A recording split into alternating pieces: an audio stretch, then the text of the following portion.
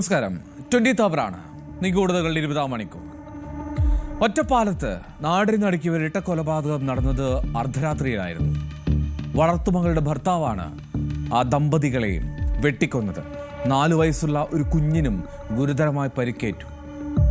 ഇനി നമ്മൾ അല്പം വടക്കിലേക്ക് പോയാൽ അവിടെ ഒരു കോടീശ്വരനായ ഒരു ഭിക്ഷക്കാരന്റെ കഥ പുറത്തേക്ക് വരുന്നുണ്ട്.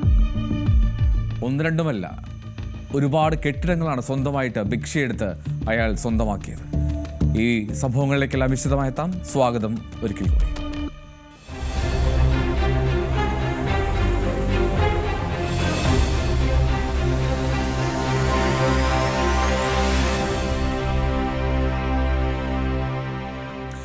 ഒറ്റപ്പാലം തോട്ടക്കരയിൽ നാടിനെ നടുക്കിയ ഇരട്ടക്കൊലപാതകം. ദമ്പതികളെ വെട്ടിക്കൊന്നു.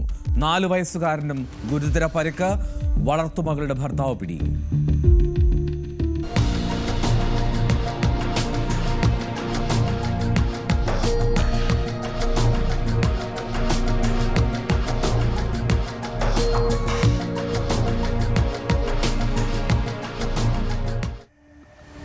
ഒറ്റപ്പാലം നഗരത്തോട് ചേർന്ന തോട്ടക്കരയിൽ അവിടെ നാലകത്ത് 63 വയസ്സുള്ള നസീർ, അദ്ദേഹത്തിന്റെ ഭാര്യ 60 വയസ്സുള്ള സുഹറ എന്നിവരാണ് കൊല്ലപ്പെട്ടത്. വളർത്തുമകളായ സുൽഫിയത്തിന്റെ 4 വയസ്സുള്ള മകനും അതിഗുരുതരമായി പരിക്കേറ്റു. സുൽഫിയത്തിന്റെ ഭർത്താവ് പൊന്നാനി സ്വദേശിയായിട്ടുള്ള മുഹമ്മദ് റാഫിയാണ് ഈ കേസിൽ പിടിയിലാവുന്നത്. ഞായറാഴ്ച രാത്രി ഏതാണ്ട് 12 മണിയോടുകൂടിയാണ് നാടിനെ നടുക്കിയ ഈ ക്രൂരമായ കൊലപാതകം. വൈകിട്ടോടെ ഭാര്യയായിട്ടുള്ള സുൽഫത്തിന്റെ വീട്ടിലേക്ക് റാഫി എത്തുകയാണ്. കുഞ്ഞിന്റെ അവകാശവുമായി ബന്ധപ്പെട്ടാണ് ബഹളം തുടങ്ങുന്നത്. പിന്നാലെ ഭാര്യ സുൽഫിയത്തിനെ ആക്രമിക്കാൻ അയാൾ ശ്രമിച്ചു. ഇത് തടയുന്നതിനിടെയാണ് മാതാപിതാക്കളായിട്ടുള്ള നസീർ, സുഹറ എന്നിവർക്ക് വെട്ടേൽക്കുന്നത്. ആക്രമണത്തിൽ 4 വയസ്സുള്ള അവരുടെ കുഞ്ഞിനും വെട്ടേറ്റു. ഇതോടെ കുട്ടിയെടുത്ത സുൽഫിയത്ത് വീടിന് പുറത്തേക്ക് ഓടുകയായിരുന്നു. 4 വയസ്സുള്ള ആ മകനുമായി ആ യുവതി നിലവിളിച്ചുകൊണ്ട് ഓടി രക്ഷപ്പെടുന്നത് കണ്ടാണ് നാട്ടുകാർ ഈ വിവരം അറിയുന്നത്. നാട്ടുകാർക്ക് ഇപ്പോഴും അമ്പരപ്പ് മാറിയിട്ടില്ല. ഇന്നലെ രാത്രി ഏകദേശം ഒരു 11:57 കിട്ടി എൻ്റെ സുഹൃത്തുക്കൾ ഒരു കല്യാണ വീട്ടിൽ നിന്ന് മടങ്ങി വരുമ്പോഴാണ് ഒരു പെൺകുട്ടി അവരുടെ ചെറിയ കുട്ടിയുമായിട്ട് ഈ റോട്ടിൽ കൂടെ ഓടുന്നു. അപ്പോൾ അവരെന്താ കാര്യങ്ങൾ വെച്ച് കഴിഞ്ഞപ്പോൾ ഉമ്മാനും ഉപ്പാനും വെട്ടിയിട്ടുണ്ട്, ഞങ്ങളെ രക്ഷിക്കണം എന്ന് പറഞ്ഞു. അത് കേട്ടിട്ടാണ് ആ പിള്ളേര് എന്നെ വിളിച്ചത് രാത്രി. ഞമ്മളെ വന്നു നോക്കണ നേരത്ത് ഒരു പയ്യൻ മുഖത്തൊക്കെ ചോരുണ്ട്. അപ്പോൾ അവൻ വന്ന് എന്നോട് ആദ്യം ചോദിച്ചത് ഇതിനും സ്ത്രീ ഓടി പോയിട്ടുണ്ടായിരുന്നു. ഒന്നും എനിക്കറിയില്ല. അപ്പത്തിനും ഒറ്റപ്പാലം പോലീസിനെ വിളിച്ചിട്ടുണ്ടായിരുന്നു. പോലീസുകാർ വരുന്ന കണ്ടു. അപ്പോൾ ഇവനിവിടെ കണ്ടു. അവിടെ കണ്ടിട്ട് അവർ വണ്ടി നിർത്തുന്നതിന് മുമ്പ് ഞങ്ങൾ മുമ്പ് കൂടെ തന്നെ ഓടി നേരെ അപ്പുറത്തെ പള്ളിത്തൊടിയിലേക്കാണ് പോയിരിക്കുന്നത്. പോലീസിനോട് വിവരങ്ങൾ പറഞ്ഞപ്പോൾ വേഗം ആ പെൺകുട്ടീനെ, ആ കുഞ്ഞിയെ കുട്ടീനെ നോക്കുന്നതിന് വേണ്ടിയിട്ട് അവിടെ ആ വീട്ടിലേക്ക് ചെന്നു. അപ്പോഴാണ് ആ കുട്ടിയുടെ ഷർട്ട് കൊണ്ട് നോക്കുമ്പോൾ ബ്ലഡ് വരുന്നുണ്ട്. കുട്ടിയുടെ കർഷത്ത് നല്ലൊരു മുറിവുണ്ട്. അപ്പോൾ ആ കുട്ടീനെ കൊണ്ട് ആദ്യം താലൂക്ക് ആശുപത്രിയിലേക്ക് പോയി.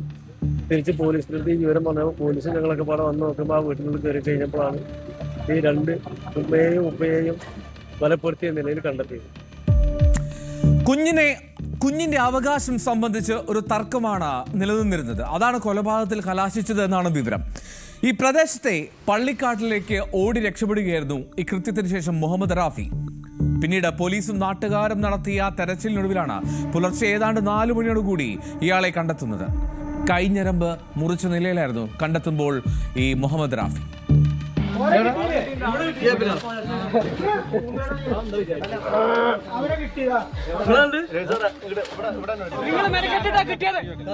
നിങ്ങൾ മെനക്കെട്ടിട്ടാണ് അവനെ കിട്ടിയത്.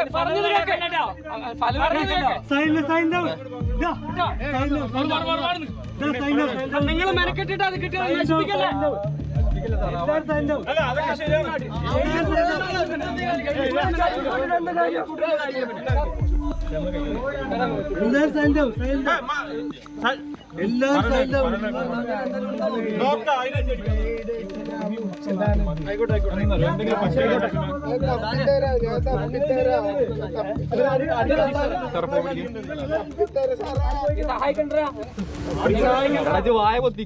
സഹായിക്കണ്ട ഒതുങ്ങി നിൽക്കണം. സാറാ പോക്കറ്റിൽ എന്തുണ്ട്? വണ്ടി എടുത്തിട്ടോ? നോക്കണ്ട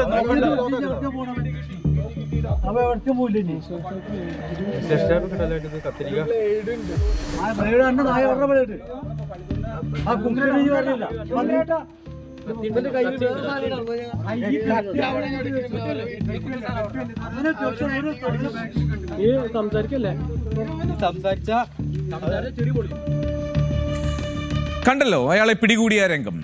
റാഫിയും സുൽഫിയത്തും തമ്മിൽ കുറച്ചു നാളുകളായി വേർപിരിഞ്ഞു കഴിയുന്ന സാഹചര്യമായിരുന്നു. ഇവരുടെ വിവാഹമോചന കേസ് നിലവിൽ കോടതിയിലാണ്. ഇതിനിടയിലാണ് കഴിഞ്ഞ രാത്രി റാഫി ഒറ്റപ്പാലത്തെ ഈ വീട്ടിൽ എത്തി ഈ പ്രശ്നങ്ങൾ മുഴുവൻ ഉണ്ടാക്കുന്നത്. ഭാര്യയെ കൊല്ലുക എന്നുള്ള ഉദ്ദേശത്തോടു കൂടിയാണ് ഇയാൾ ആ സ്ഥലത്തെത്തിയത് എന്നാണ് പോലീസിനും ലഭ്യമാകുന്ന വിവരം. പ്രതി മുഹമ്മദ് റാഫിയാണ് പേരുള്ളത്. ഇയാൾ ഇങ്ങോട്ട് വന്നു. രണ്ടാളുകൾ ഇവിടെ ഇത് പ്രായമായിട്ടുള്ള രണ്ടാളുകൾ, അതിൻ്റെ ഒപ്പം ഒരു സ്ത്രീ, പിന്നെ ഒരു കുട്ടി, 4 പേര് മൊത്തം ഈ വീട്ടിൽ ആ സമയത്ത് ഉണ്ടായിരുന്നു. ഇയാൾ കത്തിക്കൊണ്ട് ആക്രമിച്ചു. നാസിർ പിന്നെ സൂറ ആണ് 2 ആളുകൾ ഇപ്പോൾ മരിച്ചു പോയിരിക്കുന്നത്. ഇയാള് ഈ കുട്ടീൻ്റെ ഉപ്പാണ്. ഒരു ഫാമിലി പ്രശ്നമാണ് നമുക്ക് പ്രാഥമികമായിട്ട് അന്വേഷണത്തിൽ മനസ്സിലായത്.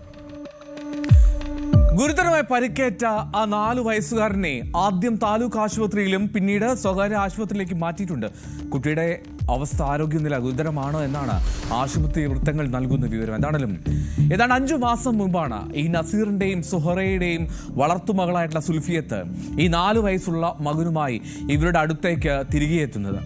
റാഫിയുടെ പീഡനം സഹിക്കവയ്യാതെയായിരുന്നു അവളുടെ മടക്കം.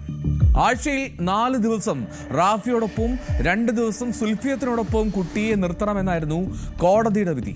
എന്നാൽ ഈ റാഫി കുട്ടിയെ കൊണ്ടുപോയ ശേഷം തിരികെ കൊണ്ടുവരാതെ ആയ സാഹചര്യമായതോടുകൂടി നസീറും സുഹറയും കോടതിയെ വീണ്ടും സമീപിക്കുകയും അങ്ങനെ കുട്ടിയെ അമ്മയ്ക്കൊപ്പം അയക്കാൻ വിധി സ്വന്തമാക്കുകയുമാണ് ചെയ്തത്. ഇതിലെ തർക്കത്തിനൊടുവിലാണ് കടുത്ത ലഹരി ഉപയോഗത്തിന് ശേഷം വീട്ടിലെത്തിയ റാഫി ഈ അരുംകൊല നടത്തിയത്.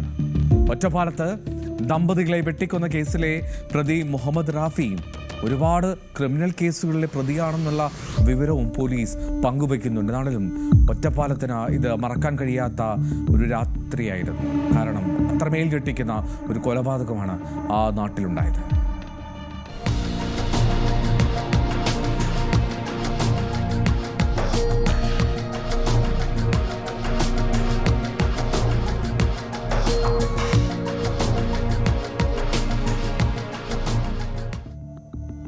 ഇനി ഒരു യാചകന്റെ കഥയാണ്. ഭിക്ഷക്കാരൻ, കോടീശ്വരനാണ്. സമ്പാദ്യം എന്തൊക്കെയാണെന്ന് കേട്ട് ആ ഉദ്യോഗസ്ഥർ ഞെട്ടി. 2 വീട്, ഒരു ഫ്ലാറ്റ്, കാറ്, തീർന്നില്ല പണമിടപാട്, അതായത് ഫിനാൻസ് വേറെ.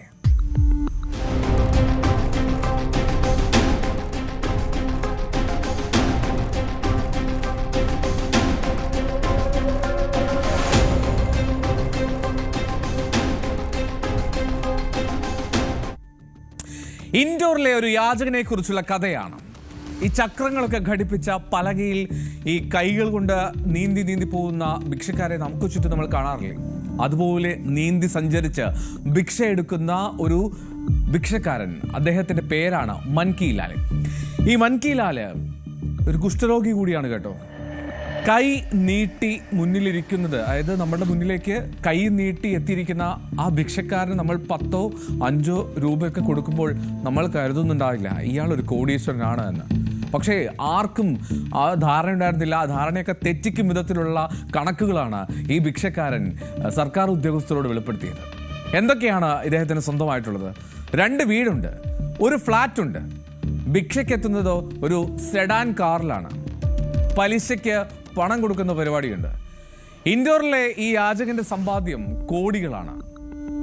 ഇൻഡോറിൽ ഭിക്ഷാടകരില്ലാത്ത ഇൻഡോർ എന്നൊരു പദ്ധതി നടപ്പാക്കുന്നുണ്ട്. ഇതിന്റെ ഭാഗമായിട്ടാണ് ഒരു പുനരധിവാസ കേന്ദ്രത്തിലേക്ക് ഇയാളെ സർക്കാർ ഉദ്യോഗസ്ഥർ മാറ്റുന്നത്. അവിടെ വെച്ചാണ് ഈ ഭിക്ഷയെടുത്ത് കോടികൾ സമ്പാദിച്ച കഥ ഈ ഉദ്യോഗസ്ഥർക്ക് അമ്പരപ്പോടുകൂടി കേട്ടിരിക്കേണ്ടി വന്നത്. നേരത്തെ പറഞ്ഞല്ലോ, 2 വീട്, ഒരു ഫ്ലാറ്റ്, നിരവധി വാഹനങ്ങൾ. വർഷങ്ങളായി ദിവസവും 1000 രൂപയാണ് സമ്പാദിച്ചിരുന്നത്. എല്ലാം കൂട്ടിവെച്ചാണ് മൻകി ലാൽ ഈ കോടികൾ വിലമതിക്കുന്ന കെട്ടിടങ്ങൾ സ്വന്തമാക്കിയത്. എവിടെയൊക്കെയാണ്? മധ്യപ്രദേശിലെ ഭഗത് സിംഗ് നഗറിൽ 3 നിലയുള്ള വീടാണുള്ളത്. ശിവനഗർ എന്ന സ്ഥലത്ത് 600 ചതുരശ്ര അടി വിസ്തീർണമുള്ള വീടുണ്ട്, ഒരു ഫ്ലാറ്റും. മൻ കി ലാൽ തന്നെ തുറന്നു പറഞ്ഞതാണ്. മാത്രമല്ല 3 ഓട്ടോറിക്ഷകൾ നഗരത്തിൽ ഓടി നടക്കുന്നുണ്ട്, വാടകയ്ക്ക് കൊടുത്തിരിക്കുകയാണ്. അതിൻ്റെ വരുമാനം വേറെയാണ്. ഇതിന് പുറമെയാണ് തൻ്റെ കയ്യിലുള്ള പണം അത് പലിശയ്ക്ക് വായ്പ നൽകി ഒരുപാട് പണം വീണ്ടും സമ്പാദിക്കുന്നത്. സെഡാൻ കാറാണ്, ഒരു സെഡാൻ കാർ സ്വന്തമായിട്ടുള്ള ഭിക്ഷക്കാരനാണ്. ഇനി ഈ സെഡാൻ കാറിലാണ് പലപ്പോഴും രാവിലെ വീട്ടിൽ നിന്നിറങ്ങി ഭിക്ഷ യാചിക്കാനായി പോകുന്നത്. ഈ പതിവ് സ്ഥലമെത്തുമ്പോൾ കാറിൽ നിന്നിറങ്ങി ആ ചക്രം ഘടിപ്പിച്ച പലകയിൽ കയറിയിരിക്കും, പിന്നീട് ഭിക്ഷാടനത്തിനായി നീങ്ങും. അത് കേട്ട ഉദ്യോഗസ്ഥർ അമ്പരപ്പോടുകൂടിയാണ് കാര്യങ്ങൾ വിശദീകരിക്കുന്നത്. तब पता चला कि यह व्यक्ति जो मांगी लाल है, इसके पास 3 पक्के मकान हैं, जिसमें एक मकान 3 मंजिला है और 2 एक मंजिला मकान है और अच्छे एरिया में है ये मकान। इसके अलावा इसके पास 3 ऑटो हैं जिनको ये भाड़े में दे के रखा हुआ है, किराए से चलवाता है। इसकी स्वयं के पास एक डिजायर है, 4 व्हीलर गाड़ी है और इस गाड़ी से ये आता जाता है एवं ऐसे एरिया में जाके फिर लकड़ी की जो ट्राईसाइकिल टाइप की एक फिसलने वाली गाड़ी होती है उसमें जाके भिक्षावृत्ति करता है। ഭിന്നശേഷിക്കാർക്ക് ലഭിക്കുന്ന ആനുകൂല്യങ്ങൾ ഉപയോഗപ്പെടുത്തിയാണ് മൻ കി ലാൽ ഒരു വീട് സ്വന്തമാക്കിയത്. PMAY പദ്ധതി പ്രകാരമാണ് ഇത് ലഭിച്ചത്. ഭിക്ഷക്കാരന്റെ സമ്പാദ്യത്തെക്കുറിച്ച് അങ്ങനെ അമ്പരപ്പോടെ കേട്ടിരുന്ന ഉദ്യോഗസ്ഥർ കാര്യങ്ങൾ കൂടുതൽ അന്വേഷിച്ചറിയാനെന്നാണെങ്കിലും തീരുമാനമെടുത്തിട്ടുണ്ട്. ഇനിയും കൂടുതൽ സമ്പാദ്യം വരുമാനമൊക്കെ ഇയാൾക്കുണ്ടോ എന്നുള്ളത് അറിയണമല്ലോ.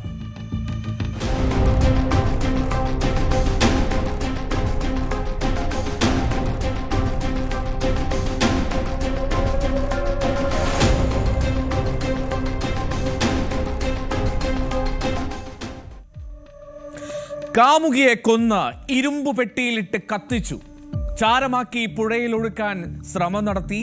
ഈ ക്രൂരകൃത്യം പുറം ലോകം അറിഞ്ഞത് വളരെ അവിചാരിതമായി.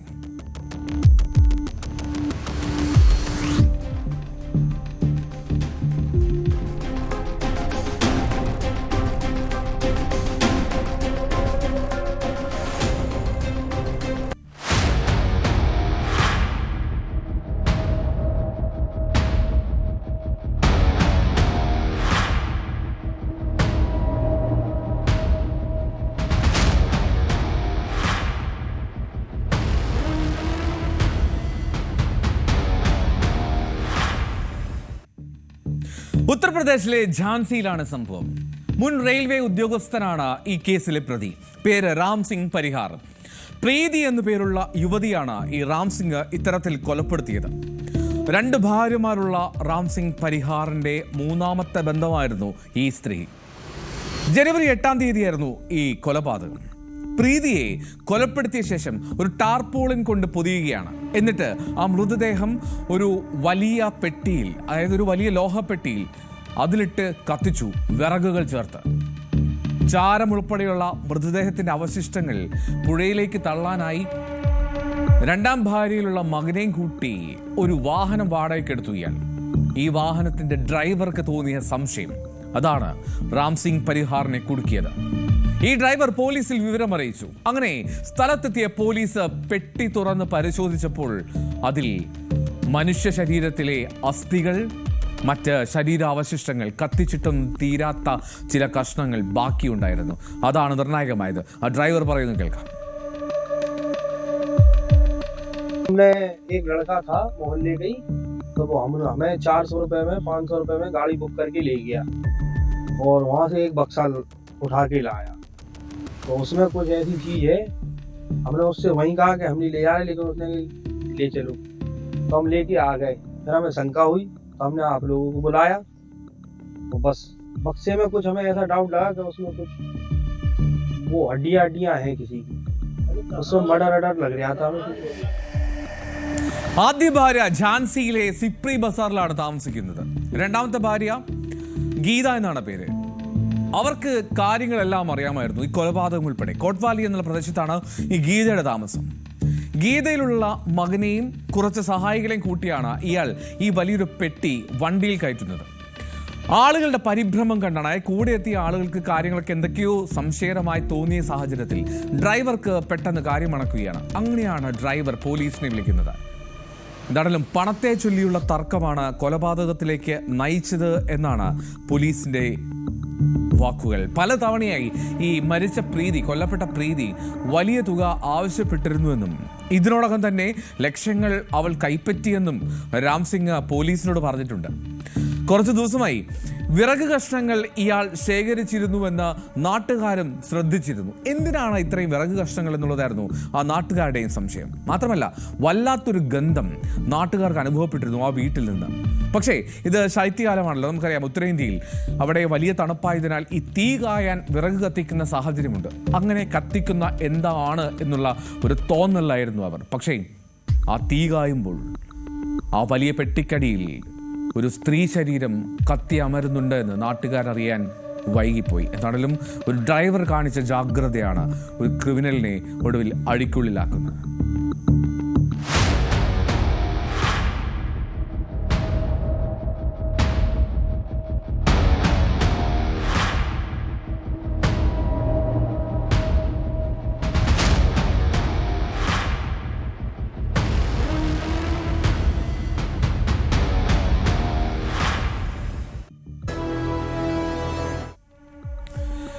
അവർ തുടരുകയാണ്.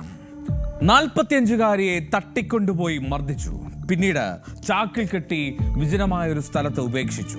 എന്തൊക്കെയാണ് സംഭവിച്ചത് നോക്കാം.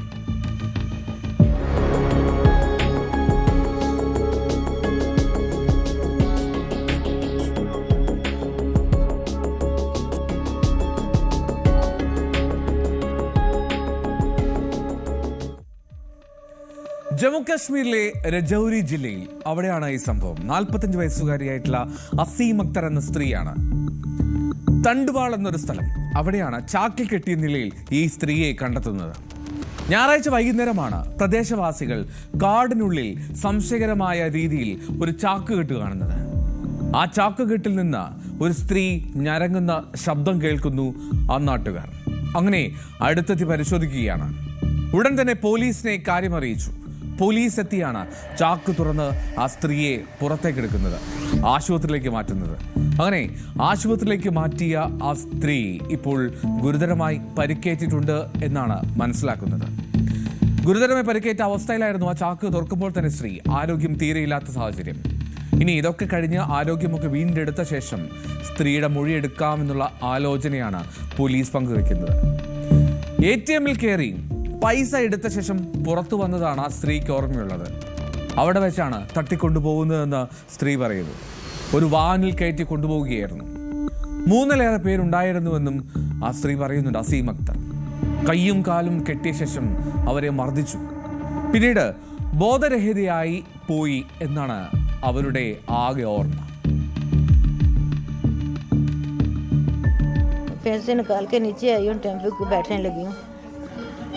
वहाँ टेम्पो के पास जैसे बैठी हूँ, टेम्पो के बीच लड़का बैठ गया मेरे को, टेम्पो को तेज चला के वहाँ से मुझे भगा के मेरे सिर को चादर लपेट के बंद कर दिया मेरे को उसने. बंद करके मेरे को कोई दवाई नशा शनम से कहा गया. बस स्टैंड तक मुझे को थोड़ी होश थी, वहाँ तक गई. वहाँ से इसने 10-12 बंदे, वो 2 गाड़ियाँ साथ रख दी मेरी. 10-12 बंदे बिठा के मुझे पता नहीं फिर कहाँ गया क्या कहानी. ऑटो में बैठे थे सर. ആ മർദ്ദനമേറ്റ സ്ത്രീക്ക് ഒരു കാര്യം ഉറപ്പാണ്, തന്നെ ഉപദ്രവിച്ചവരെ കൃത്യമായിട്ട് അവർക്ക് തിരിച്ചറിയാൻ കഴിയുമെന്ന്. അങ്ങനെ തന്നെയാണ് അവർ മാധ്യമങ്ങളോട് പറഞ്ഞത്. എന്താണെങ്കിലും സംഭവം ആ നാട്ടുകാർക്കിടയിൽ വലിയ ഭയം, ആശങ്കയൊക്കെ ഉണ്ടാക്കിയിട്ടുണ്ട്.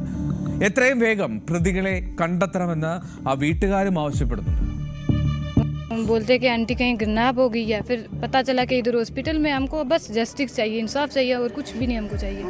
बस हम यही चाहते हैं कानून से. ये मेरी बच्ची के साथ ऐसा हुआ है, आपकी बच्ची यहाँ, आपकी बहनें भी होंगे, उनके साथ भी ऐसा ही होगा. आपको गिरावट नहीं होगी क्या? प्लीज हमसे पहले आप उनको लाया इधर, उन्होंने लाया. എന്തായാലും എല്ലാ വശങ്ങളും പരിശോധിക്കുന്നുണ്ട് എന്നാണ് പോലീസ് പറയുന്നത്. ഒരു നാട്ടിൽ ഇത്തരത്തിൽ തട്ടിക്കൊണ്ടുപോവുക, മർദ്ദിക്കുക, അവിടെ ഒരു കൊലപാതകമോ അത്തരത്തിലുള്ള ശ്രമമോ ഉണ്ടായിട്ടില്ല എന്നാണ് മനസ്സിലാക്കാൻ കഴിയുന്നത്. പക്ഷേ മർദ്ദിച്ച ശേഷം ചാക്കിൽ കെട്ടി ഒരു വിജനമായ സ്ഥലത്ത് ഉപേക്ഷിക്കുന്ന ഒരു സാഹചര്യം, അതിശൈത്യമുള്ള സ്ഥലമാണ്, ജമ്മു കാശ്മീരിലാണ്. അവിടെ ഇത്തരത്തിൽ കൊണ്ടു തള്ളിക്കഴിഞ്ഞാൽ ഒരുപക്ഷെ എന്താകുമായിരുന്നു ആ സ്ത്രീയുടെ അവസ്ഥ എന്നുള്ളതാണ് ആലോചിക്കേണ്ടത്. എന്താണെങ്കിലും ആ ആശങ്ക, ആ ഞെട്ടൽ തന്നെയാണ് നാട്ടുകാർ ഇപ്പോഴും പങ്കുവയ്ക്കുന്നത്.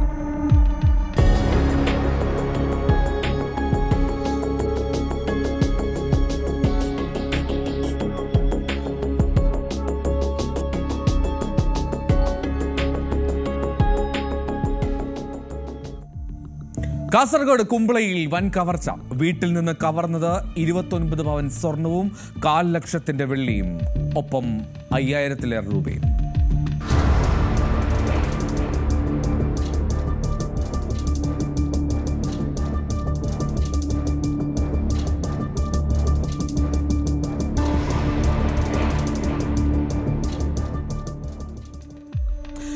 കുമ്പള നായക്കാപ്പ് എന്ന സ്ഥലം.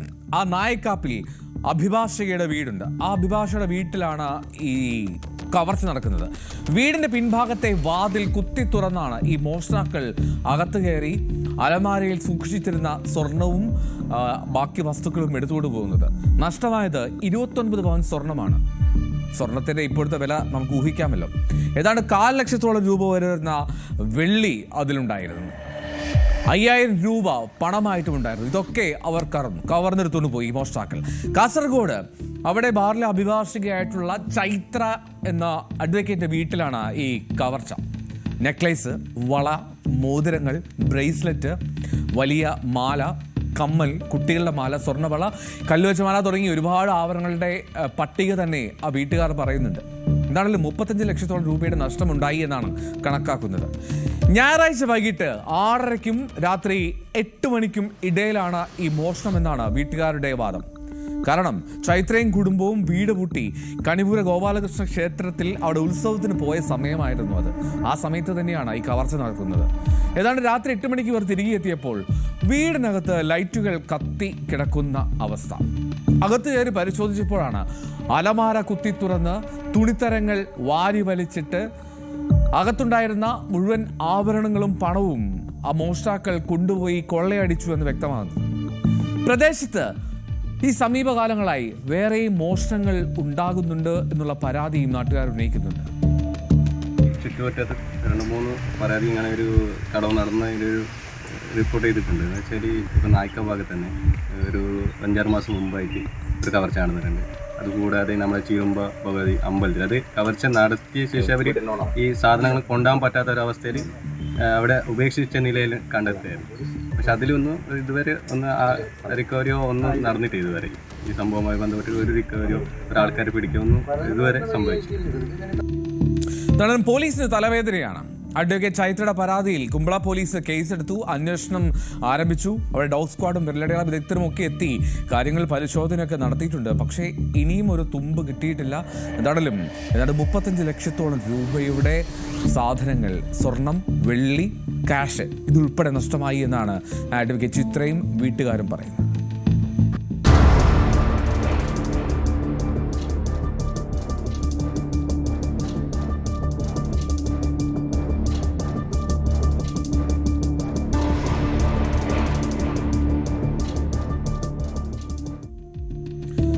അവരുടെ ഇന്നത്തെ സമയം പൂർണ്ണമാവുകയാണ്. വീണ്ടും നാളെ 20-ാം മണിക്കൂറിൽ. നമസ്കാരം.